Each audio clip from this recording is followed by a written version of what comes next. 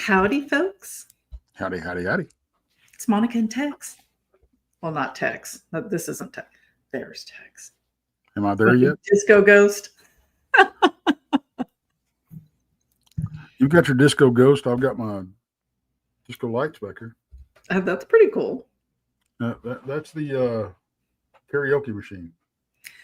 Okay, so today I was trying to figure out what I can because I sing in the car, but you know that singing in the car sounds different than singing in an open space.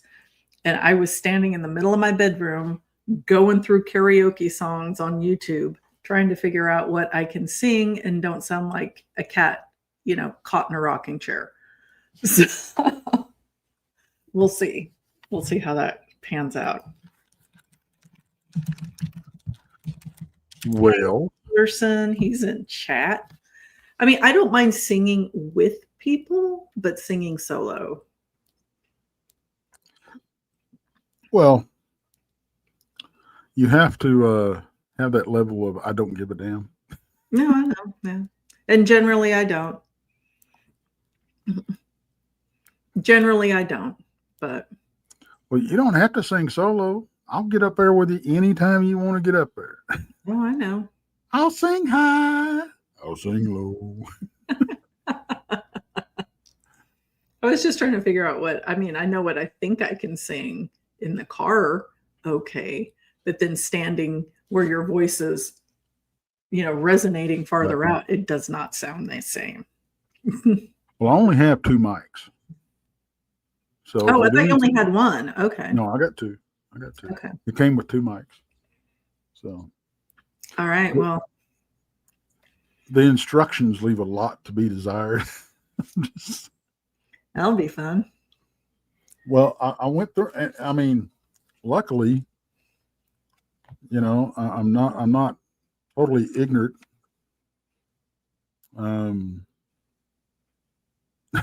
You'll figure it out. So Ullerson said next time y'all are out, we need to do karaoke in the woods. Maybe not next to camp. I agree. I think that would be fun. Not next to camp. I think we should go to the old homestead. Oh. And serenade the ghosties and the fae out there. How does that sound? I dig it. Yeah, I'm getting everything ready. I've got stacks of stuff here on my desk so I don't forget anything. All this little stuff, Right. I've got Rob's birthday blast that I haven't, it's 2 years late, but hey, whatever. I've got Brandy's keychain. Okay. And just little odds and ends. But I got to meet up with you tomorrow to give you my banner. Yeah, before we jump, I was going to ask you before we jumped on here, what time you want to meet up? Well, if you want to do lunch, I could. What time do you usually eat? It doesn't matter to me. We can do. We don't have to do lunch. Okay. I've got. I'm getting my ears done and my head done tomorrow at 8:30 in the morning. So, whatever. Okay. So we can do. Trying to think. Because I have to drive into Dallas probably. I don't want to drive in. I'll drive into Dallas Tuesdays. I go to Dallas. We could do like between noon and 1. Is that good? Yeah, that's fine. Yeah, Sanger's just about an hour from me, so we can do that. So everybody's listening to us plan our. Yeah, I am. As you so quaintly put it the other day, I am the pack mule for everybody. You are, but I mean, Keith from Michigan is like Rob had to go meet up with him because he's like, I got to go meet up with Keith because he's schlepping all my crap down there. So he's a pack mule as well for us. For the Island of Misfit Toys. Yes. And Mickey said she's started packing. So yay. I cannot tell you how excited I am to be able to meet those of you who are able to come out to the conference, right? And for anybody who's tuning in, if you're in the Richmond, Missouri area, that would be I don't think it's St. Louis. It's what's the big city that's near there? I thought it was St. Louis, but I'm not flying into St. Louis, and I forgot where I'm flying into. But Richmond, Missouri this weekend. Mm-hmm. We are going to be hosting a conference. So you get to come hang out with us and all the other misfit toys, the Blondes and the Boos. Donnie Cho's going to be there saying stuff. Trust me. Jason McLean's going to be there. Jason will be there sketching it all out. Yeah. Brent is going to be there. Brent Thomas will be there from Paranormal Portal. In fact, I need to text him. See if he's still Kansas City, Missouri. Thank you, Mickey. So anybody in the Kansas City, Missouri area, Richmond's just under an hour away, to my understanding. So come on out, hang out with us. We're pretty cool kids. The vendor area is open to the public. You don't need to have a ticket to come visit the vendor area. And all of us have tables in the vendor area as well as vendors. We counted the other day, there's like 37, 38 vendor tables going to be there. 39 vendor tables. 39 vendor tables. That's awesome. Yeah. So come on out, hang out, have a good time. We're fun. Even though Tex and I are just kind of BSing right now. Tonight, though, we are going to be kicking off the 50 States of Strange. So we're going to be kicking off our weird journey through every state. And I will spend as much time as I can on each state. It really depends on how much I can dig up in the time that I have for it. And today is Oregon. I don't think it's going to be that difficult at all. I mean, I started looking stuff up on my own, and then you sent me the list. I'm like, oh, well, this is really easy. Yeah. I mean, you could do your own stuff. It's just a list I threw together. But. Hey, Roger Blair. Yep. And we are at our new time, so we don't have that many people in chat right now because I pulled a switcheroo. An old switcheroony on y'all. I went from Thursday nights to Sunday nights, and I think a lot of people didn't get the memo, but that's okay. I got off work this morning, got home about 8. I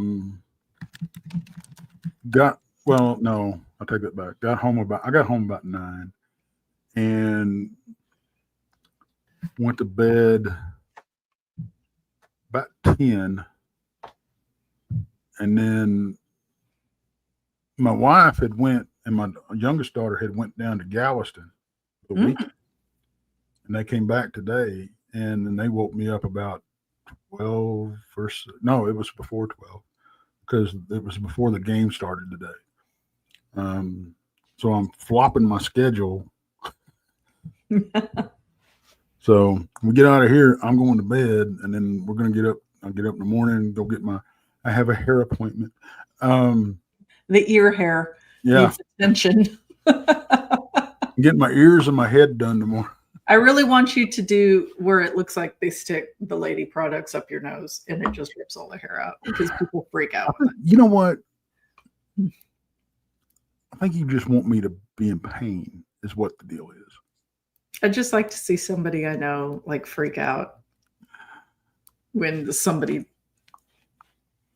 Have you seen those? Oh yeah. Pull one out. You really need. I guess the trick is to do it at the same time because I've seen videos where they pull one out and then they flip out and don't want them to touch the other. And I don't know. I may do that tomorrow. If I do the nose, I'll film it because I already filmed my ears. So, but if you want to see me get my ears waxed, it's on the channel. So yeah. Because who doesn't want to see that? You just want to see caterpillars come out of Tex's head. Kid you not, it looks like rabbit fur. White rabbit fur. We're not spring chickens, I expect. Okay, why does your hair grow like that when you get older? Why is there hair where there used to not be hair? I thought that stopped with puberty. I thought all the hair came in at puberty and then you didn't get more hair. But let me assure you, all the young people out there listening, you get more hair. It starts falling off the places it came in and starts growing in places you didn't have before. That ain't no lie. I know. That ain't no lie. 'Cause I didn't always have hairy freaking ears that grows faster than the hair on my head. Yeah, I mean, men get hair in their ears. I hope I don't. I've never seen a woman there, but I mean, a lot of ladies keep it to themselves. I can tell you I have not experienced that. Hopefully I don't. But, you know, I'm not going to lie. Like, your nose hair grows. Your eyebrows start going nuts. Like, I keep them trimmed anyway. But, you know, that's when men start getting those wings, the fluff growing out of the top of their eyebrows. I noticed my husband's, like, out of the blues, he started getting those weird, like, owl horns coming out of his eyebrows. Yep. I have to have my eyebrows trimmed every time I get my hair cut, because when they start dangling down in front of my eyes.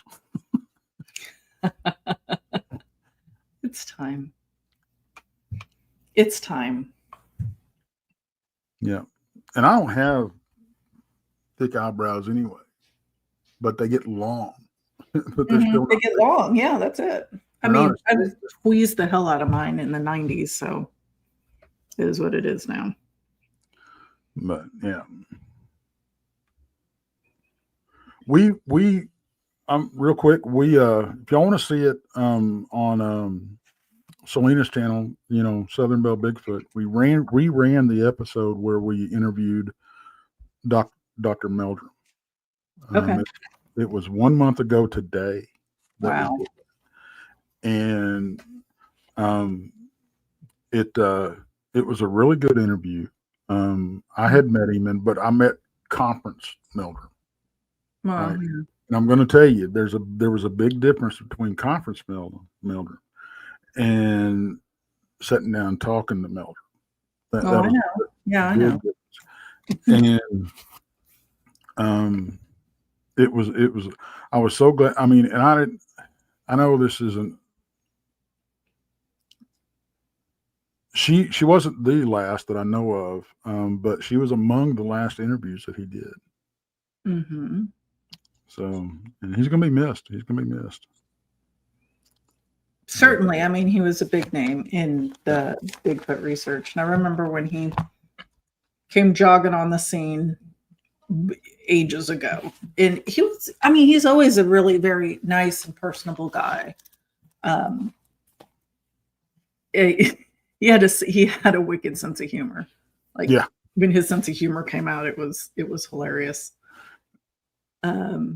I will never forget him. So there was and we were talking like 2004, 2005, 2000, like early 2000s, right? And I can't remember the exact year, but there was a habituation site going on in Kentucky around that time. And there was surveillance cameras that had been put up around this house where this habituation was going on. And these researchers or people that lived in the house, to be honest, I don't remember. I'm old. I can't remember if it was research. I think it was a combo of researchers and people that lived there. But anyway, they were gifting food, right? And this one girl goes out with a plate of pancakes and puts it down and then kind of squats down close to the pancakes for a little while and then I don't know what the heck she was doing. And then gets up, but this is like grainy CCTV like footage, right? And it's at night, so it's real. You can see what she's doing, but you can't see detailed what she's doing. It's clear she's putting a plate of pancakes down and she's squatting down. In Meldrum was watching that with us at one of the early Texas Bigfoot conferences, and he is laughing his rear end off. He is just. I mean, we were all like giving it the Mystery Science Theater treatment, like we were commenting all over. Yeah. On this thing. And he said, "What the heck is she doing? Is she giving it the special syrup?" Because we couldn't tell if she peed next to the plate of pancakes or possible. What the heck is this person doing? I mean, they know that there's a camera there recording them. I just thought it was funny. And you know, the way my retelling of it isn't nearly as hilarious as it was in the moment, but it highlighted his sense of humor when he put his guard down and was really, relaxed and having a good time. Yeah, for sure. Man, I remember seeing him cornered. He was the one that got cornered in the man trap at the high school by the people that were insisting the mushrooms on the stump were Bigfoot. Oh my gosh. Yeah, so it might have been the same conference. It was around that same time. And yeah, there were like 4 or 5 of them. And he was, you know what a man trap is, right? Yeah, absolutely. Okay, so people that don't know, a man trap is like there's one set of doors that unlock and you go into like a little tiny room. And once the initial door closes, then the other one opens. That's a man trap. And he was stuck in there in the in-between with these people, and they had him like backed into a corner, and that's when he was still pretty new to the scene, and he was trying to be so polite in dealing with everybody. I mean, you get jaded after a while. I mean, I'm sure he would have been like, I don't have time, I gotta go. You still would have been kind. He wouldn't have been rude. But that's back in the day when he didn't necessarily know how to like get out of his face. So he was a good guy. And I'm sorry to see him go. And I'm so sorry that he developed that horrible disease. And all I can say is I had a friend that died, not the same type of cancer, but I had a friend that lingered for a few years with cancer. And it is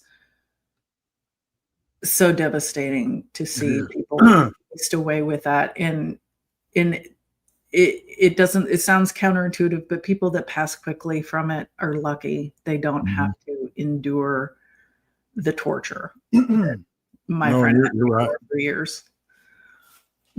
You're right. Absolutely. It's because, and the thing about it is, when, because like I said, it's just a month ago today, we did the interview, and it's looking back on, it's kind of surreal now when you listen to it and go, hey, cause he was late, and he said, hey, at the last of the show, he's like, I want to give my apologies, and, anytime you want me to come back, just say the word and we'll do it, sometime in the future. He was a nice man. And here we are, and, no second chance. I mean, I don't know. It's just, it actually hit me harder than I thought it would. Really? Yeah. But it really didn't hit me till today. But yeah. No, I'm sorry. Yeah. I mean, I'm sorry for everybody, and especially his family, Oh, absolutely. And the researcher that hit me, I think, harder than I expected was J.C. Johnson. Yeah. J.C. passed away because it was so sudden. I cried and cried and cried when J.C. died. Well, I mean, I hadn't got that far. It's just, I was like, oh man. Well, it hit you out of the blue, is what I'm saying. Yeah. Like, I mean, by no means were JC not like best buds, but we knew it and we corresponded. We talked, and now he was a cool dude. Now, you say J.C. Johnson. Now, is that one or two of them? I only know JC. I think he was in New Mexico. Okay, who's the psychiatrist, the big guy? Matt Johnson? Matt Johnson, that's what it is. Oh, yeah. Yeah, he won't talk to me anymore because I didn't believe that Bigfoot were teleporting into trees. He I don't know. But anyway, I will say that his encounter, and this is just my opinion, I don't think he's a bad man. I don't think he's a bad man at all. I mean, I think he's researching the best that he can. I think his encounter affected him very seriously. Mm-hmm. I think his encounter affected him very seriously. Well, I thought it was what was weird to me about his whole deal was him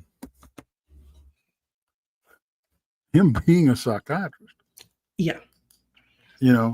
Because, and I've always said this, if you had went to him and told him the same stuff, 10 years before he had his encounter, Yeah. he'd have probably had you committed. Well, he would have definitely wanted to schedule some further sessions, I am sure. Yeah, absolutely. And the thing about it is, and I'm thinking, how it would have been kind of cool to had him as a therapist, and you're telling him this stuff, and then him go out and have this encounter. Well, that would be poetic justice. There you go. Yeah.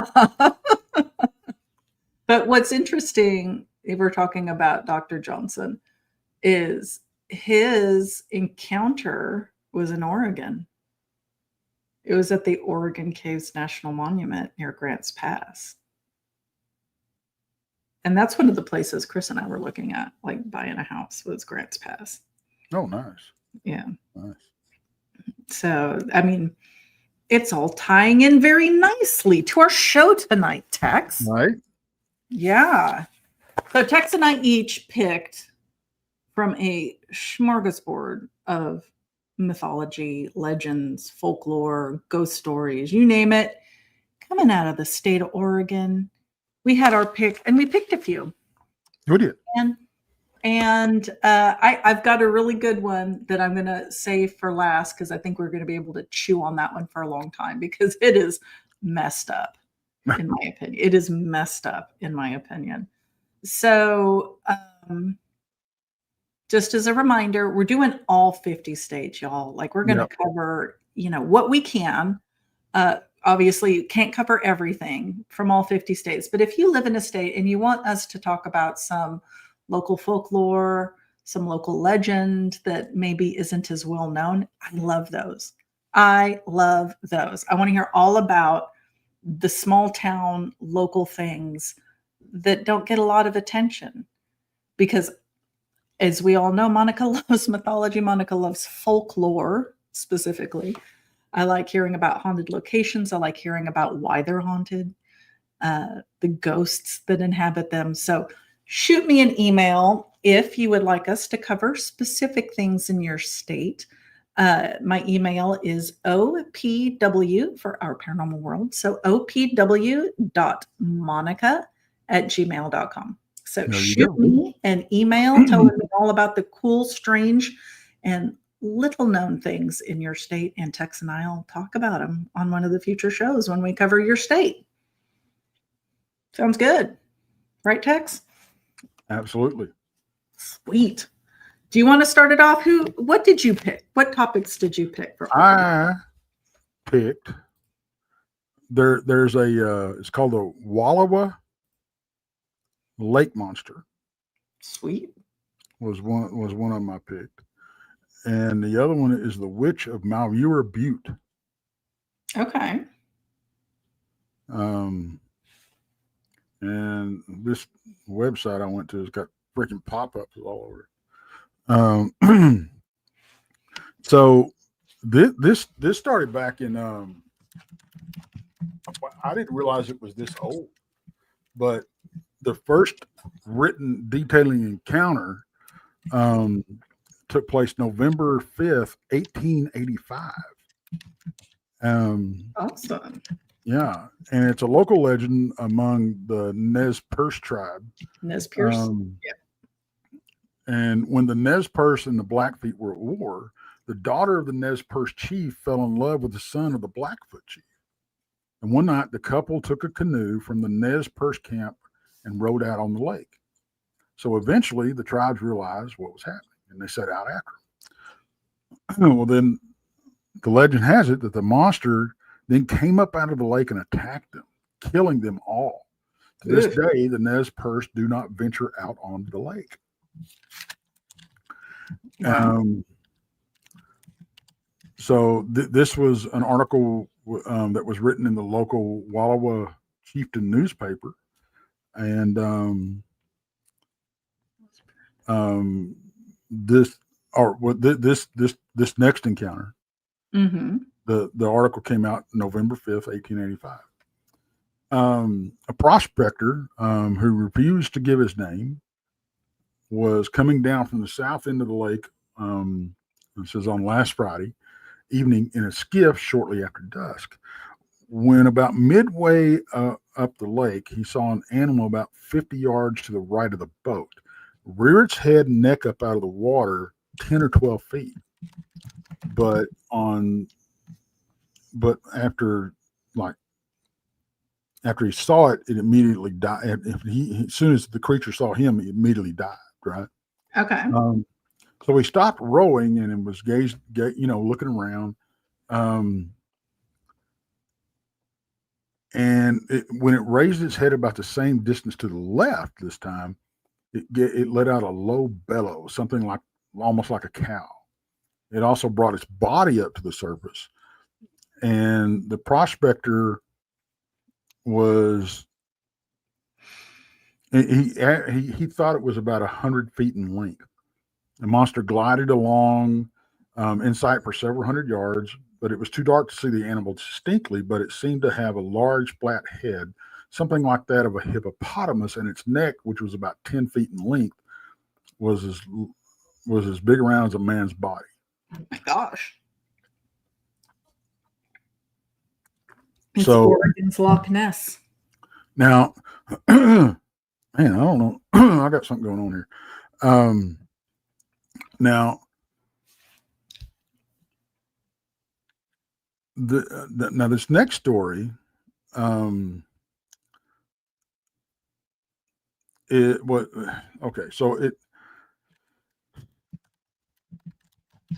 tradition among the Indians that the lake has a big sea cow in it is what they call it, which on one occasion, many, many years ago, came up one evening and swaddled a young warrior and his dusky bride, which is the story we were talking about earlier.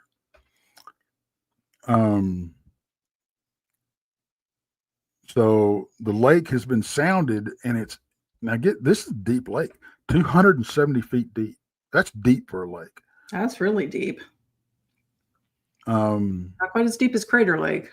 No. Deep. I mean, look at the Great Lakes. They're, and even Mead. I mean, there's some deep lakes out there, but 270 feet, that's nothing to sneeze at. Don't drop your keys. Yeah. There's been a few sightings of the creature in 1932. Two residents of the area saw the monster and described it longer than their 11-foot boat. Irene Wiggins, who lived along the lake, claimed to have spotted the creature many times between 1945 and 1983. She described the monster's head as big and black, like a hog's head, and estimated it weighed hundreds of pounds. 1950, 3 people saw 2 monsters feeding on fish, the first being about 16 feet long and the second being about 8 feet long. In 1978, golly, a couple claimed to see the creature twice. First, they saw a 3-hump-like protrusion break the surface of the water very briefly. The second, they watched an approximately 20-foot-long snake-like animal circle a certain portion of the lake for several minutes. And in 1981, 2 men say they spotted the monster. So I haven't found any other sightings in modern day, like our day, but right. But I think it's like every state has a lake monster. It seems like it does, but that's pretty well documented. It sounds like. Mm-hmm. Mm-hmm. And I think a lot of the larger lakes, like the tribes that lived along the lake, seem to also have like water spirits or creatures like that lived in the lake that would take people in to drown. I remember reading as a child, of course, Monica checked out the creepy folklore books with all the ghost stories in it. And there was one that I know I checked out regularly because I remember I can see the graphics of it still in my mind. And it was Native American folklore for the Pacific Northwest. And one of them was the serpents in the lake. And it would talk about how they would have to take horses or cattle or something out into the lake as a sacrifice. And then they were able to cross the lakes, safely. But if they didn't do that, then they ran the risk of their boats or their canoes or whatever getting attacked, and then Right. they would be taken. And there were stories of I remember it was a young person. I don't know the story like precisely, but I remember that they found the eggs of the creature on the shore. And I don't know, I can't recall if they consumed the eggs or what happened, but they started transforming into the lake serpent Huh. from encountering the eggs, whether it was they ate them or they stole them and they were cursed. I can't remember the story precisely, but I remember that very much. So, yeah, that's the first story I've heard like that. Yeah, where they transform. Yeah. And Boondock asks, do you think they became more cautious about surfacing during the day after motorized boats and noises, etc.? I would think so. That would make sense. Sure. Yeah. Because I'll tell you this. I mean, if you go down a river, you can see the difference in normal wildlife Mm-hmm. going down with a powered boat versus like a canoe. Because you'll slip on stuff drinking in the water and stuff, and most of the time a motor will spook them. The same thing with fish. I mean, you have things slip up beside you. The biggest gar that I've ever seen slipped up beside me. I was in a 10-foot john boat. We were running a trot line, and it was longer than the boat I was in. Nah, I don't want no part of any kind of gar. It looked like it was big around a telephone pole. I mean, this thing was huge. I believe it. Those things are freaky looking. We should find a picture of a gar. I thought I had one once. I might have deleted it. I found one. To show everybody, because they are some prehistoric looking fish, right? They're not in Oregon, lucky you, but they are down here in Texas. Yes. Lucky us. They are that. And they get, I think the biggest they've caught so far out of like the Trinity is like, here's a good picture of one, is like 250 pounds, I believe. That's huge. And they're all bone. Like they're not something you can eat either. They're all bone. Oh, no, you can eat them and they're good. Oh, really? Yeah. I thought they were all like just bony. No. Actually, I dated a guy. He was an avid fisher, and he told me, "Oh, you can't eat any gar." See, that was a wives' tale from a long time ago, but yeah, you can eat them. They got some of the whitest meat. They have a huge back strap and a lot of meat on the ribs. They're just now you cannot eat their eggs because the eggs are poisonous. Really? Yeah, but I know quite a few people that pressure cook them and make. There's a dish called gar balls that people will deep fry and make, and of course you can fillets out of them and stuff like that. But yeah, you can eat the meat, but you can't eat the eggs. So no caviar like the sturgeon. No. Unless you really don't like somebody, then by all means, now you know what to do. Yeah, there you go. I bet that would be hard to detect. Don't know how they died. No right? Idea. That's some like obscure crap I doubt an Emmy would be looking for. Yeah. I'm trying to find a JPEG. Of a gar. Yeah.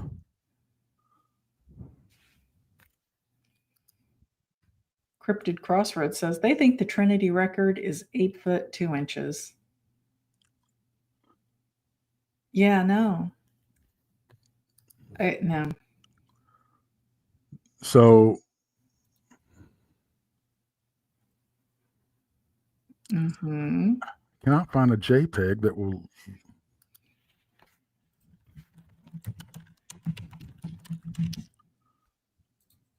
Let's see here. And I'm not smart enough to know how to. Well, hold on. I found one. It's not a very good one, but I found one. Doesn't do it justice because these things are weird. There, that one is NPR. Is that a JPEG? That's a JPEG. Okay. Here we go. Give me a second to load it Oh, hey, I found one too. into my media assets. And this will really show you the size of a big one too. Here, that's just for an idea. That's a smaller one. And that's not an alligator gar. Oh, I just said gar. Yeah, that's not an alligator gar because there's several species of them. That one there, I don't think that may be. It looks like a juvenile one, to be fair. Yeah, I think it is. But there's also one called we call them needle nose gar. But now, then you got this. That's why I don't go into water I can't see through.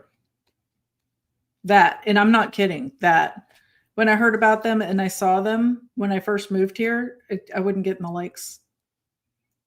Not that I want to get in the lakes. They get freaking huge, and they are prehistoric. People do fish for them they both fish for them. It's very popular. Especially around dams and stuff and in rivers. But the world's biggest one, world record, is 8 foot 5 inches long, caught out of the Mississippi in 2011, weighed 327 pounds.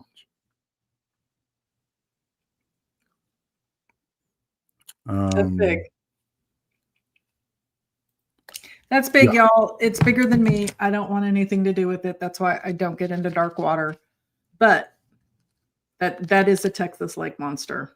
And the Oregon lake serpents are, I don't know what those could be.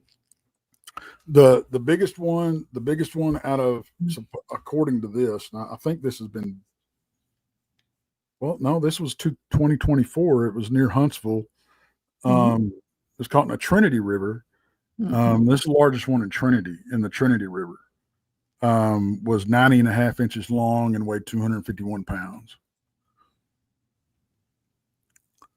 So that's under 8 feet. Yeah. Because 96 is 8.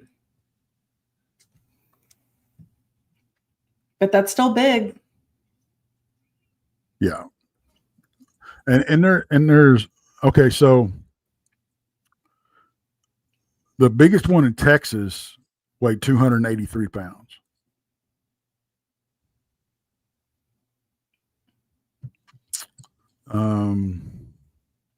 It was in 1951. You hear all of the stories about how big they get by the dams. Like supposedly there's giant ones down by the Lake Livingston Dam. I heard that when I lived in Livingston. There's giant ones in every stories. Yeah. I mean, but they do get big. I mean, there's clearly, yeah. I've seen one that was over 10 feet long. So, you know, and that one probably weighed every bit of 500 pounds, you know. But there's a couple of stories that come out of Texas that along the Brazos River, and there's several lakes that are fed by the Brazos, and I can't remember if the story is out of Lake Whitney or Lake Granbury. Whitney, probably, because that's where the big ones were. But there was a group of people, and they were out water skiing, and a woman was up on the skis, and they were pulling her, and she fell, and they circled around to get her, and she bobbed down, had a life jacket on, bobbed underwater, came up screaming. They pulled her on the boat, and she was missing one leg from the knee down. And as the story goes, it was a gar that got her. Yeah, that's probably Whitney because what happened to us? I hit something and I have no idea what I did. Mickey, damn, excuse me. Mickey G says, local legend says there's catfish in one of the lakes here that are supposed to be 8 feet and bigger. I have a personal story about the giant catfish stuff, but that comes out of Texas, so we'll have to wait till we get in Texas, and I'll share those stories because I actually encountered one of these monster catfish when I was diving. So, Okay, you've got to fix my screen, Captain. what's wrong with it? I don't know. I hit something and I can't see us. Oh, well, I can't fix it. 'Cause I can see it's fine. Oh, you can't? Okay, well then I don't care. I don't care. Yeah, we're good. As long as everybody can see us, they're not just listening. But we're on Oregon. So Yes. what do you got in Oregon? We discussed the lake monster. I have got, hold on, let me get in there. You're talking about lake monsters. I am talking about the Bandage Man of Cannon Beach. Oh, yeah, I read about that. This is a cool one. So there is a story out of Cannon Beach about, it's a local folklore that came around in the 50s. And it's this person that is completely wrapped in bandages, right? Yeah. And sometimes they're oozing, sometimes they're just bloody. They're always dirty, always bandages. The person smells, or this creature, entity, whatever, smells like rotten flesh, right? Rotting meat. Right. And it chases down cars on Highway 101, which is, I mean, as you can imagine, is a pretty major highway that runs right through Cannon Beach. And the legends are, the one that I heard was he was a lumberjack that got messed up, right, while working. And they wrapped him in bandages and he passed away from his injuries. There's other stories where he's an electrician and he got electrocuted and they wrapped him up in bandages. There's another one where he was in a car accident and they wrapped him up in, but the consistency here is the bandages and the smell of rotting meat. And he chases cars, and he's known to appear in the back of cars, specifically convertibles or trucks, where he will chase them down and jump into the back. And people don't know that he's in the vehicle until the smell of the rotting meat starts hitting their noses. And they turn around, they see this ghoulish looking thing in the back seat, freak out. Obviously, he supposedly caused accidents along 101. And he's also thought to take pets, like small animals, like small dogs and cats that are left out at night, and consume them. They'll find missing pets. Pets will go missing and they'll find them partially consumed. And that's blamed on the Bandage Man. Now, if you've ever driven up the coast of Oregon on Highway 101, it is heavily, heavily forested. There's elk. I mean, I was just there a couple of weeks ago. Literally, I was there a couple of weeks ago. Right. And there were elk on the side of the road. And there's deer. And there's wildlife. So I don't know if I'm buying the Bandage Man is what's eating your pets out there. Yeah, because that's bear country too. Yeah, black bear for sure. Man, it's Bigfoot country. And it's Bigfoot country. I mean, used to say it's not the hairy man himself making a run for the beach. Well, he wants to cool off too. Well, if you think about it, a lot of what you just described,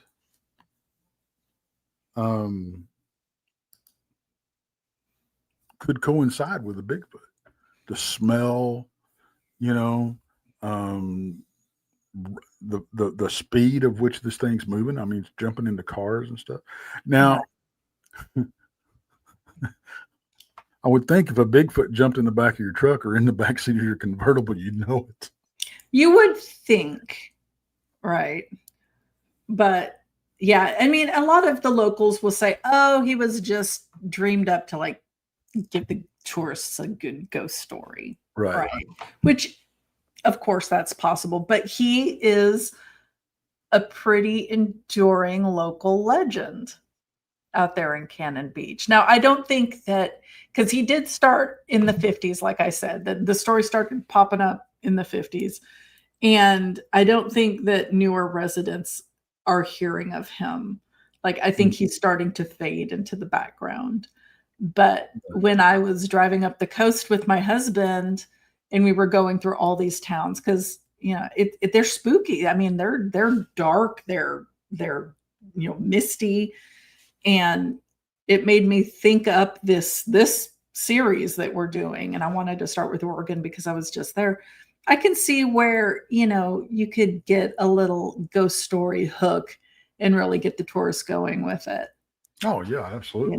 But that's, folklore, that's how egregores come into existence, right? Is through the belief of the many. So you get a folklore that's really amped up and you get enough people putting their energy into the belief of that thing.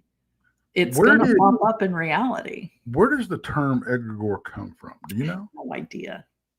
I don't know the origins of it. Feel free to look it up. Okay. Not right now. Is it part of Oregon folklore, sir? Do we need to know right Well, I don't know. I don't even know how to spell it. Egregore, Egregore. Okay. Western esotericism.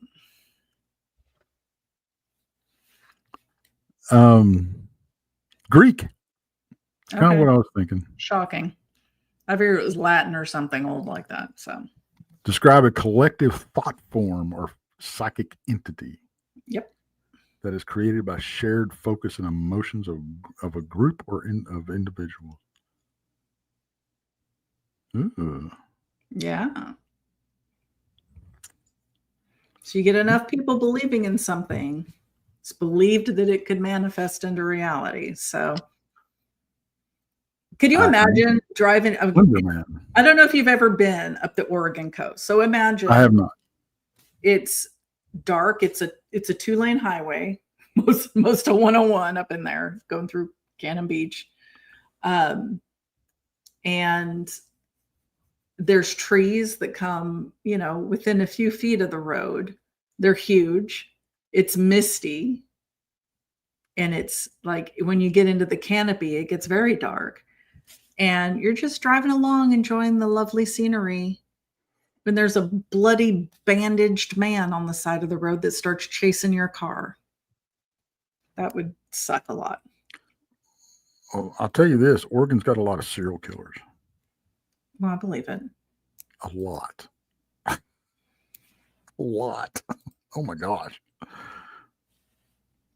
Jeez Louise. The West Coast is a breeding ground for free thought. So that doesn't surprise me.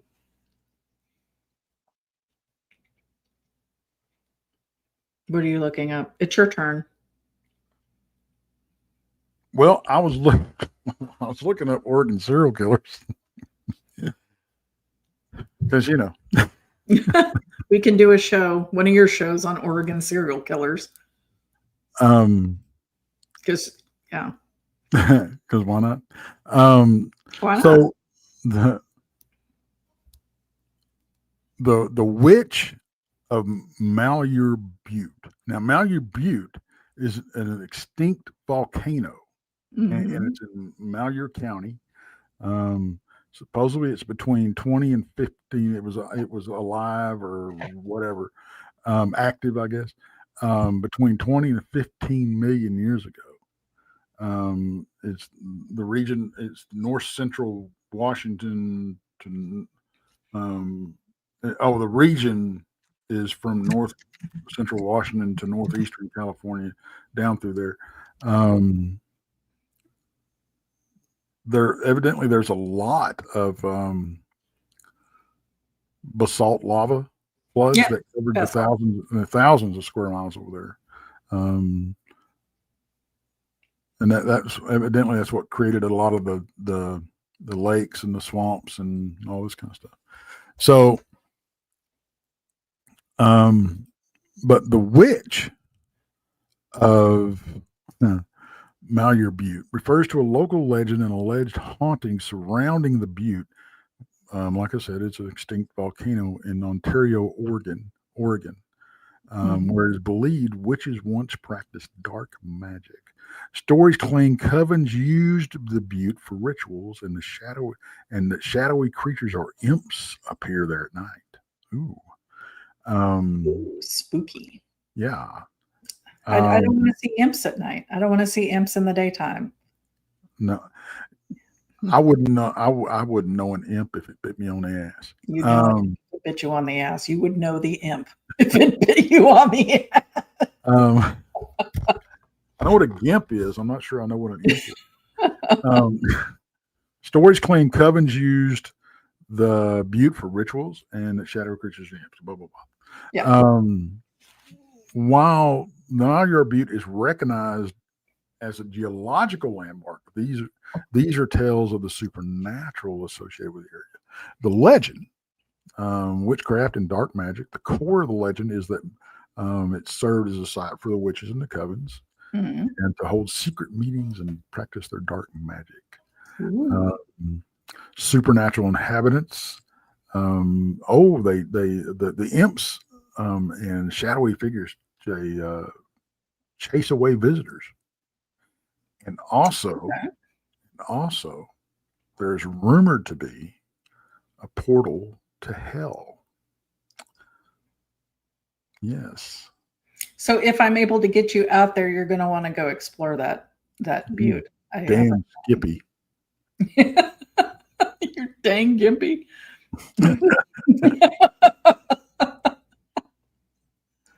Yeah, you know me. I'll just walk around. I don't care.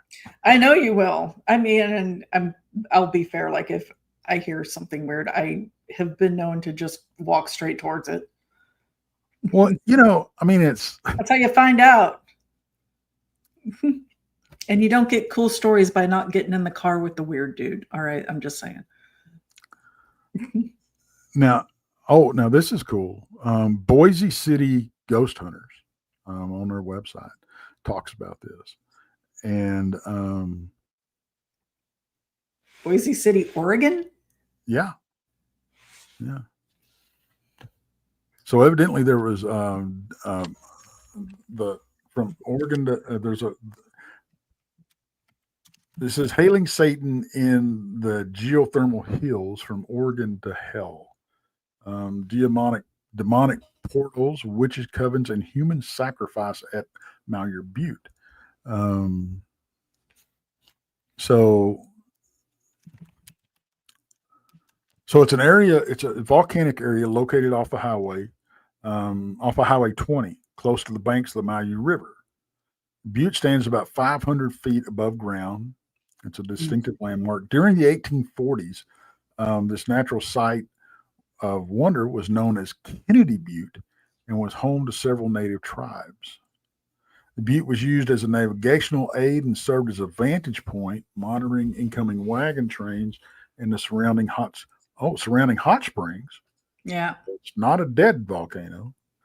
It's not extinct. It's probably dormant. Yeah. If you got hot springs, guess what? They're hot for a reason. They were often used for washing garments and bathing. It's been inactive supposedly for millions of years, yet scientific study has revealed continuous geothermal activity that powers the hot springs. Duh. As they do. Yeah. So many have described witches covens built into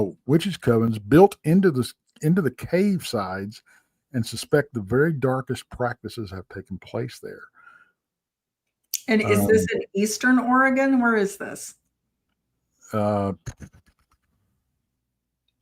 Malheur County. Okay. Wherever that's at. Now, this is interesting. There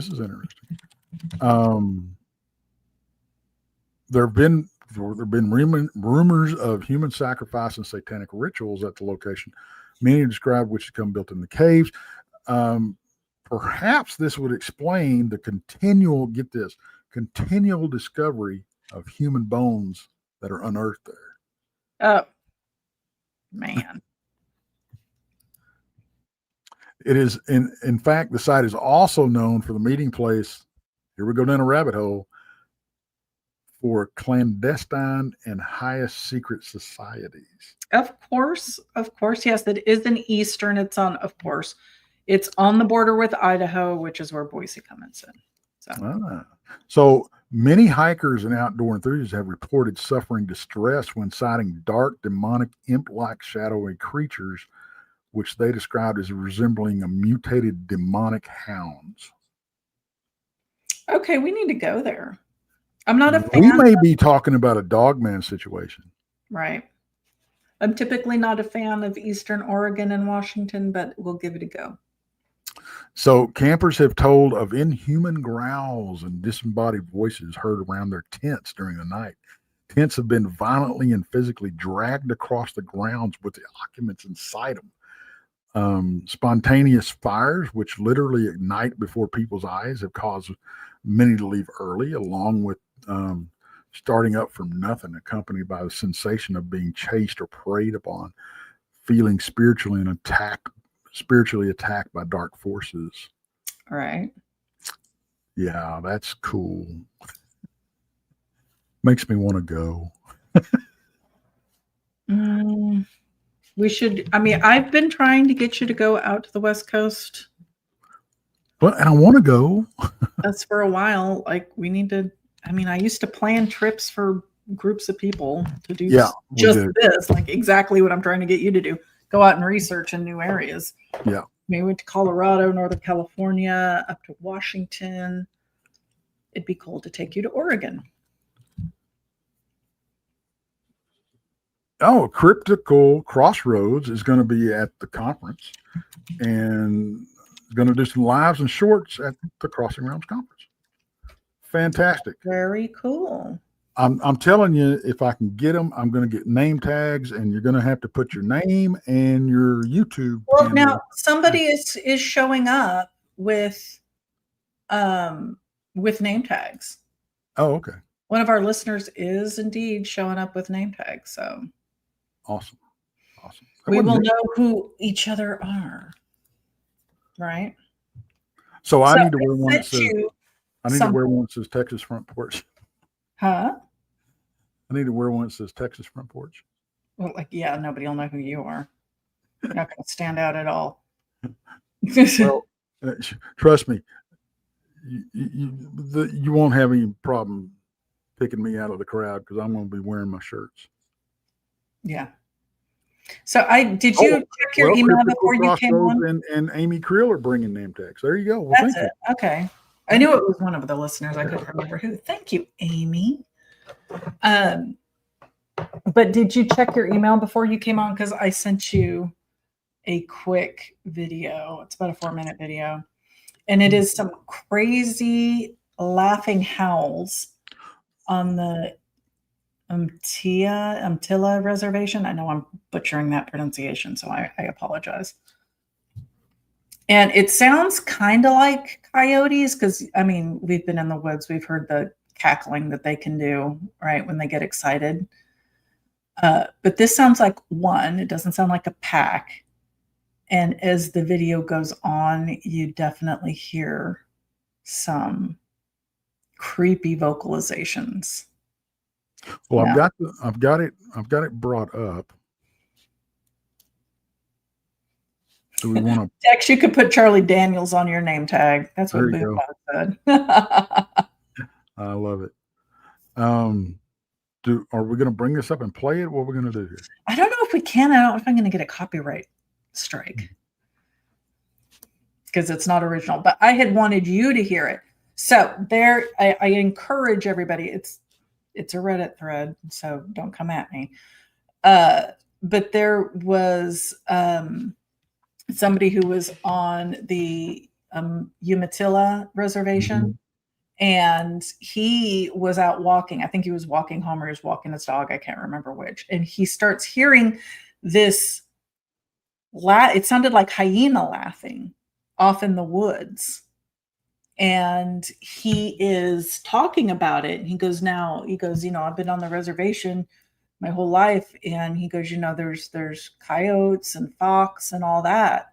He goes, and I've never heard them make noises quite like this. That doesn't mean that isn't what they are. Animals make noises that we haven't heard, of course. But it does sound like coyotes, but then it doesn't sound like coyotes at the same time. So I encourage you, if you Google scary laughing on Umatilla Reservation, it'll pull up this video. And I encourage you to listen to that. Put headphones in and listen to it. Yeah. I can't hear it real well right now. Yeah, listen to it later. But I wanted to bring that. It wasn't something I had planned to talk about, but in my research it popped up. Well, I'm just gonna say that now I'll have to, like I said, I'll have to listen to it later, but it sounds kind of like what screamed at me one night in Brown Springs. Yeah, that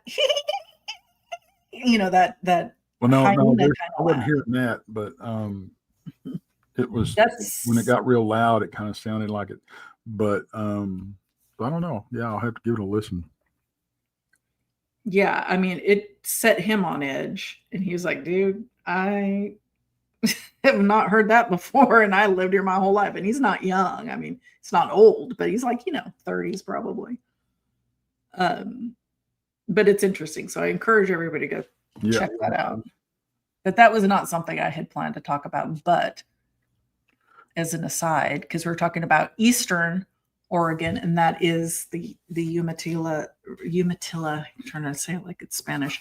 Umatilla Reservation is on the eastern side of Oregon. Did you see what Crossroads is doing? He's bringing free art to hand out at the conference that he's done, that they've done, and I get a special one. Maybe it's me and laying down in blue bonnets. I don't know. You're through Daisy Dukes. Yeah. So my next one, because I think we each picked two. So my next one is the one that is, in my mind, like messed up. It is messed up. So it is it was originally, let me be clear, it was originally known as the Multnomah County Poor Farm, located in Troutdale. And it opened it was built in 1911.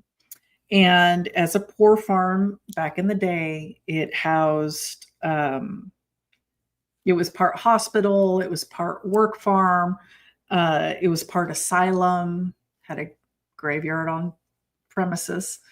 And it was really a place to dump like unwanted people, marginalized people.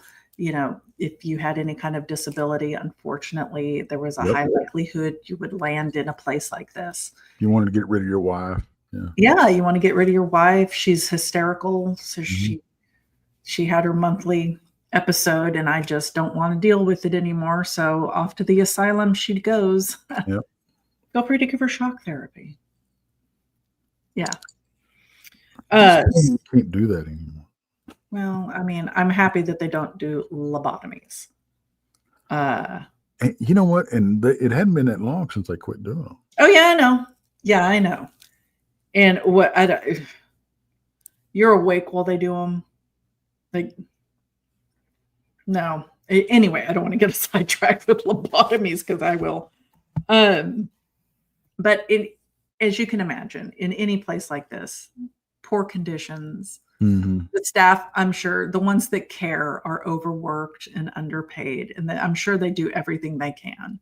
And then you're going to get the people in there that are just the bullies, like the orderly from Happy Gilmore. Read the hey, Grandma, you're in my world now. So you're going to get all kinds like that, and I am sure abuse was rampant. I'm sure cleanliness was not a thing. Well, and the thing about it is, and like I said, I don't want to get sidetracked on this too much, but there's surprisingly a lot of what they call them angels of death. Yeah. And I don't doubt back then Mm-hmm. they flocked to places like that. Oh yeah, absolutely. Who's going to notice? Who's going to care? I mean, these are people on the fringes of society as it is. Yeah, I've got loads of stories of, from the 1800s up, up until the early, 20th century. I mean, well, mid 20th century. That it was still going on. Well, even late 20th century, even it going on. Yeah. Right. Well, Geraldo Rivera busted one. Mm-hmm. I mean, that's how he got famous. I'm pretty sure was he went to one. And when I saw the video of it, I mean, obviously years and years and years ago, but I was floored. Like in my lifetime, that is happening in this country. Yep. It's atrocious. It is atrocious. And it still happens. Don't fool yourself. Oh, it no, still I happens. don't think it doesn't. Yeah. But people were cleaning up their acts. People were becoming more aware of it. I think that there needs to be another expose done on it, but it's going to be in the smaller counties. It's going to be in smaller towns. It's going to, things like that get swept under the rug. Oh, absolutely. But, anyway, back to what you were saying. Yeah, this particular, the Multnomah County Poor Farm. It wasn't an asylum. It was a poor farm where they could just dump widowed women, dump orphan children, dump whoever society didn't want to deal with. Much like the Ray County Museum used to be. Yeah. Yeah. And if you're coming to the conference, it's right there on the grounds. Mm-hmm. So this asylum operated until 1983. See, that in itself is scary. Right? I was 10 years old when that thing got shut down. I was not 10. Oh, I'm sorry, 1982. So I was 9 years old when it got shut down. So it remained abandoned, right, or disused until the fall of 1990, when the I can't say these people's names. It's too many. So McManamas family, the McManamas family. Anyway, they bought it. And 3 years later, they turned it into a hotel. And it is currently an operating hotel. I'm in. Yeah. I'm in. First of all, what the? What? Yeah. You're building. Dude, not building. It's like you tore it down. You turned like what is essentially an asylum, like where I have no doubt a lot of horrible things happened, into a hotel and spa with a wine bar. Oh yeah, sign me up. Holy, what? Yeah, we got to go on our West Coast trip. We're staying at least one night there for sure. So anyway, this family whose name I cannot pronounce purchased this in the fall. And McManamas family. Yeah, McManamas. It's McMenamis. I had a flashback of the Muppets. Banana.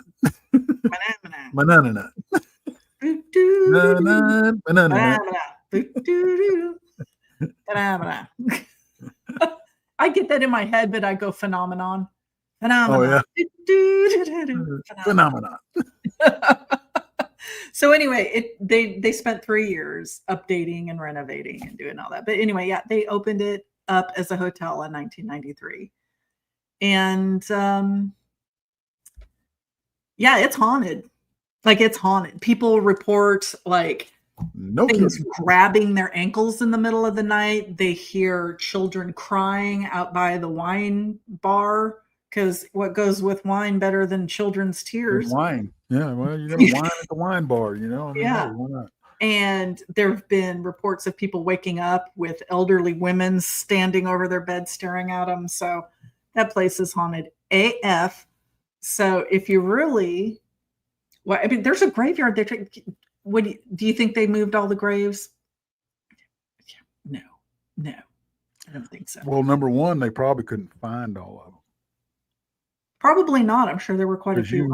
and I guarantee, I would bet a week's paycheck that there are unmarked graves. Oh, heck yeah, there are.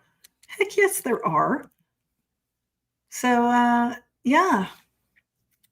You want a nice haunted holiday? Go to, what did they rename it? They renamed it to the name of the family I can't pronounce. The McMenamins, and Edgefield.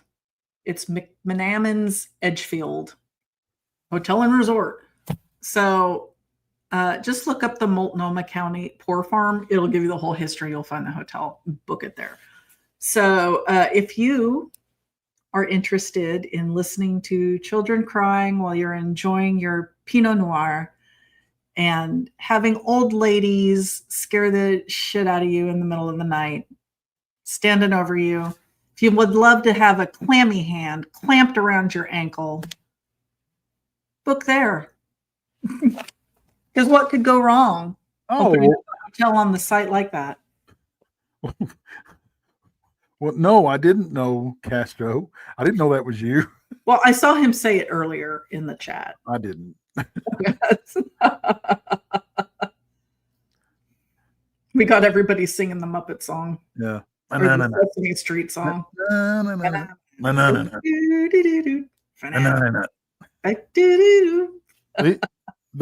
Muppet voice always sounded like Dr. Hook to me. Really?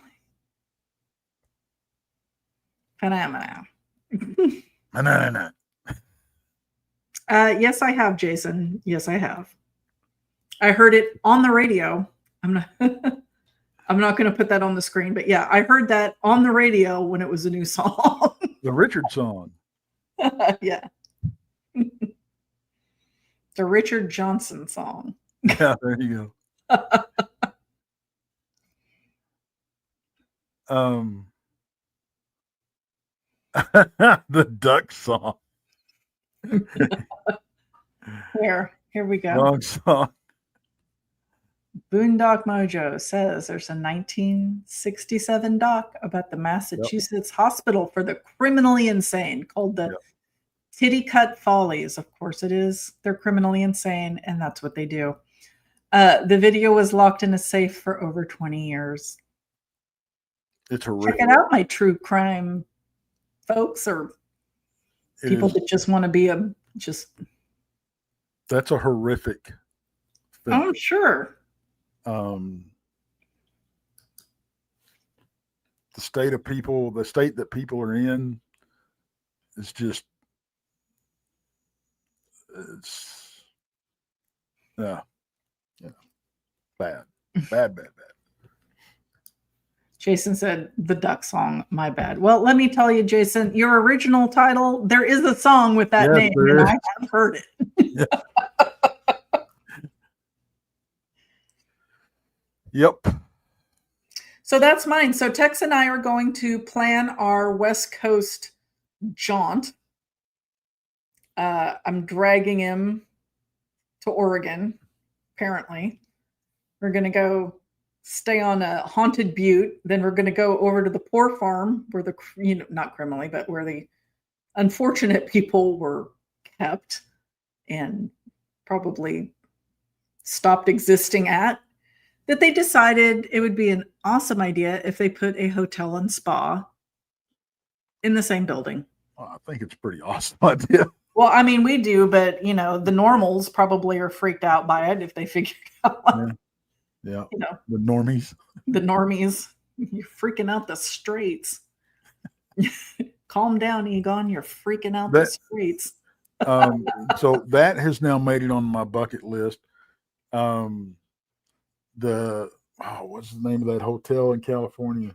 No, not Hotel California, but the one where Ramirez stayed. The Japanese and what's her woman. Name? Yeah.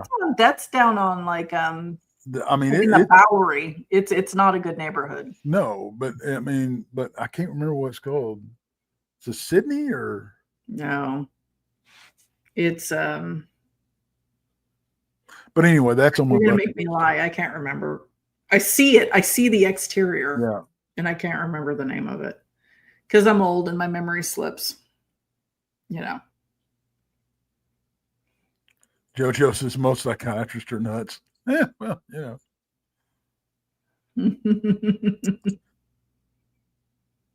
I don't want to direct you to the previous conversation we had earlier. That's my excuse too, Monica. Yeah, well, unfortunately, mine is true. It's I'm getting stoked about this week, this next weekend. Yeah. So once again, for those of you in the Kansas City, Missouri area, come on out and hang out with us this upcoming weekend because we're putting on a conference in Richmond, Missouri. If you haven't heard, it's going to be me and Tex, and all the other cool kids on the island of Misfit Toys. And we are going to be having a good time, right?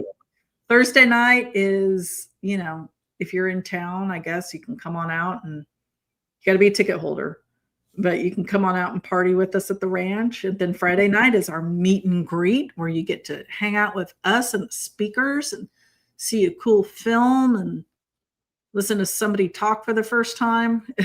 And then, oh gosh, that sounded weird. Somebody talk for the first. We have somebody giving a formal presentation for the first time in their career. They're going to be up there talking about. I haven't heard what his presentation is about, Miguel, but this is going to be his first time speaking. Yeah. So if you get to witness that, you're witnessing history. And then we've got the event happening on Saturday.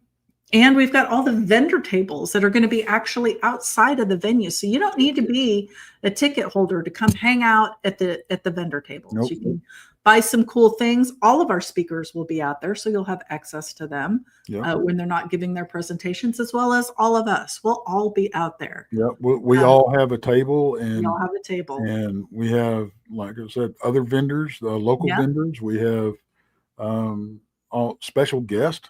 All special guests are going to have a table. There's, well, like we said, there's like 39 tables. Yeah, there's 39 vendors. There's a ton of people. There's going to be just as many outside as inside. And it's going to be such a good time. The weather is gorgeous for the weekend. It is perfect weather, which I'm so happy about. I was very concerned. But it looks like it's going to be beautiful. And just like Tex, I am, getting excited. I'm getting stoked. I will, for anybody that's going up, I'm going up a day early. I'm going up Wednesday. So I'll be up there Wednesday evening. So I'll be flying in Thursday morning. I think most everybody is coming in Thursday morning. I think. Thursday morning, afternoonish. But I'm going up there a day early and just hang out. Very cool. Very cool. Like I said, super excited. Can't wait to meet all of our listeners that will be there. And if you're just tuning in, check it out. It'll be a good time. You'll at least get to go talk to some cool people, right? Yes. I'm looking forward to meeting a bunch of cool people. Heck yeah. And what state should we do next? Because I'm not going in any particular order. We need to do state roulette. I need a map. Did we go from coast to coast? Well, it's the entire U.S. plus Alaska. I know. I mean, should we jump to the East Coast is what I'm saying. I mean, it doesn't matter to me. We could do something in the middle. Why don't you go stick your finger on a state up there on that?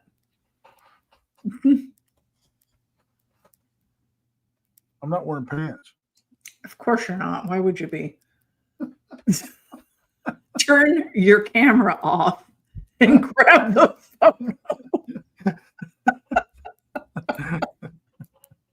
Dude, I don't have a map or I do it. Well, let's see.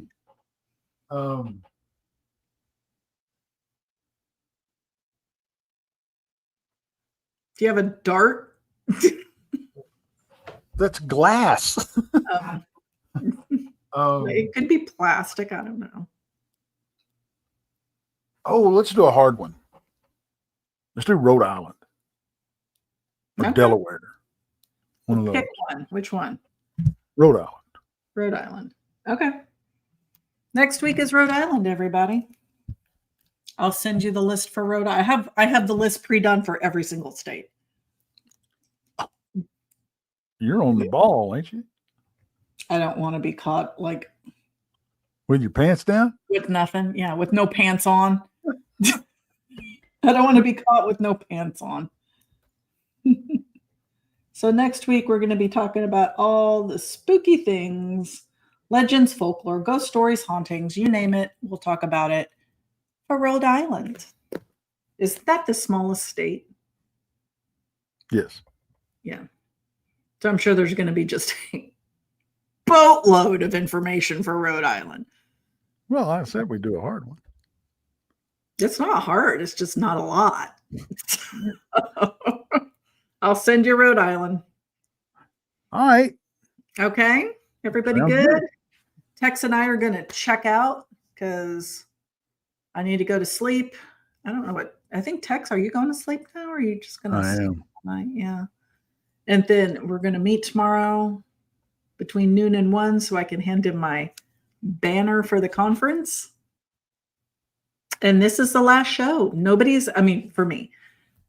From Wednesday on, there's going to be no shows from anybody on the porch, any of the island, the Blondes and the Blues, Bigfoot Michigan Rob. Wednesday is the cutoff. There's going to be no shows until next week. Now, if we go live from the conference, Now, I don't know. Randy might be doing some. Oh, that's right, because Randy isn't going.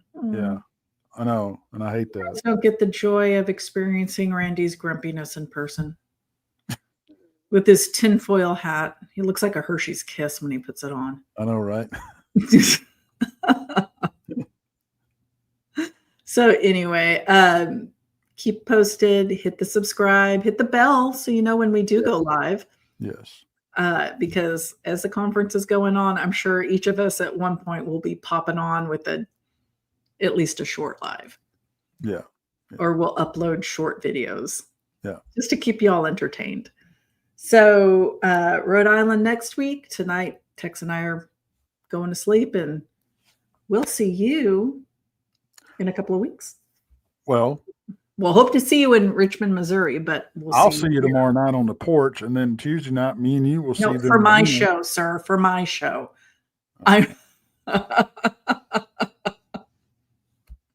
I'll see you in 2 weeks on this show.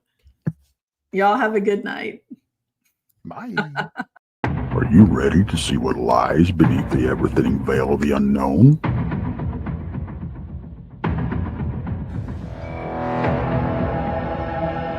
Book your craft now for the Crossing Realms Conference September 19th and 20th in Richmond, Missouri.